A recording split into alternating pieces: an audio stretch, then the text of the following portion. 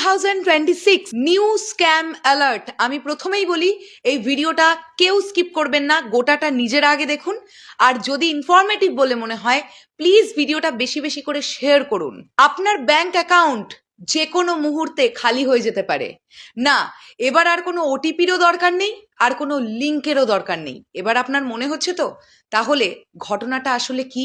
আপনি সাডেনলি দেখতে পারেন আপনার মোবাইলে একটি মেসেজ ঢুকেছে যে আপনার ব্যাংক অ্যাকাউন্টে 2000, 3000 বা 5000 টাকা ক্রেডিটেড হয়েছে। আপনি সাথে সাথে কি করবেন?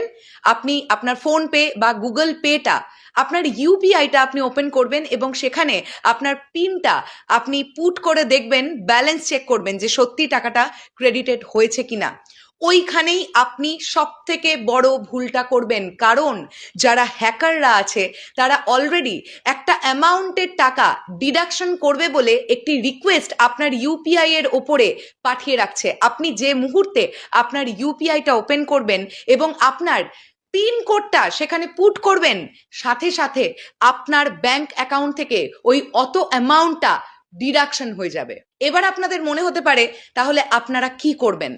এই পুরো ব্যাপারটা থেকে বাঁচার জন্য দুটো উপায় আপনার কাছে আছে। প্রথমত, যদি এরকম কোনো মেসেজ দেখেন যে আপনার ব্যাংক অ্যাকাউন্টে এত টাকা ক্রেডিটেড হয়েছে, আধ ঘন্টা থেকে 40 মিনিটের আগে নিজের ইউপিআইটা ওপেন করবেন না ব্যাংক ব্যালেন্সটা চেক করবার জন্য। এটা প্রথম কথা।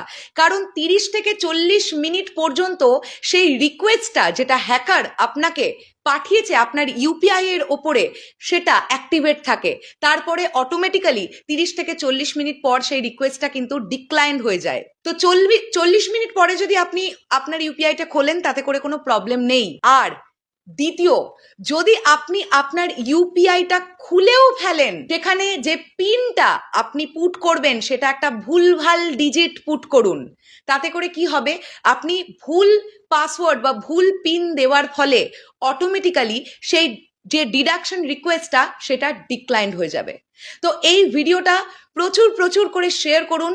হতেই পারে এরকম কোনো ঘটনা হয়তো কিছুক্ষণ পরে বা আগামীকাল বা আগামী কয়েকদিনের মধ্যে আপনার সঙ্গে ঘটছে। তাই সতর্ক নিজেও থাকুন, সতর্ক প্রত্যেককে করুন।